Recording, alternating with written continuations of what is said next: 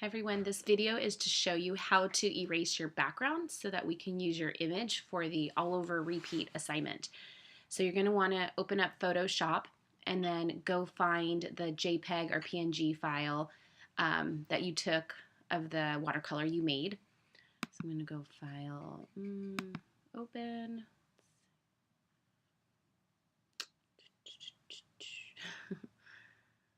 Okay, mine should be in downloads. There it is, Cherry, open. Okay, so I'm going to get rid of this white background. My white background actually turned out very flat.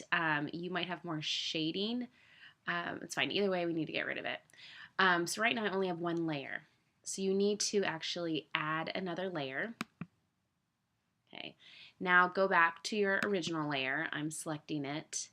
And I think what's going to be easier is if maybe we try to select our image and then copy and paste just our image.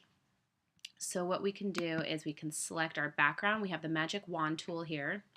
Click that and it'll click everything that's white. There are some elements you can change with a magic wand. You can make the tolerance higher or lower. So if you want it to get more white or less white, again, if you're working with more shaded background, changing this might help control the magic wand to collect more of the background or less.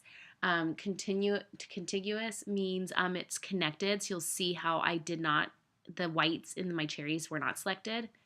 If I deselect that and try selecting it again, you'll see now that the whites in the cherries have been selected. So that's actually better in this case, is to not have that selected.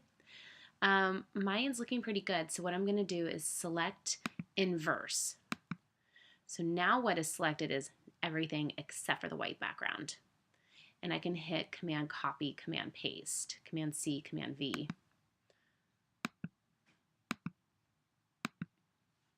And then I'm going to hide this background layer.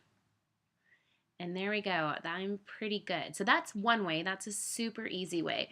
If that's not working for you, another way is to manually select your image with the lasso tool. And there's 3 different ones to use. This middle one is a lot like Illustrator, where you click anchor points and then straight lines connect between them. This top one is kind of like using a pencil, where you really have to control every movement. And then the bottom one is magnetic. The bottom one's really cool. It actually has some kind of smart feature to kind of really be able to see the difference between the color breaks. So that one's also a good one. So you would just select whatever you need, and you always have to go back to your first anchor point to close it up, and then that will be selected. So that's another way to do selection. The final way to select something is by the color. Let's see here. Okay, select color range. And then you can use your eyedropper tool. This time I'll try to select red just to show you. And you could change the fuzziness as far as like how much of the red you want to select or how little. You can even choose the colors, but I mean sample colors is best because you just kind of pick whatever color it is you want. You can pick more than one color too. Like this is just maybe the darker shade of red. I can hit this little plus and also get the lighter shade of red selected as well.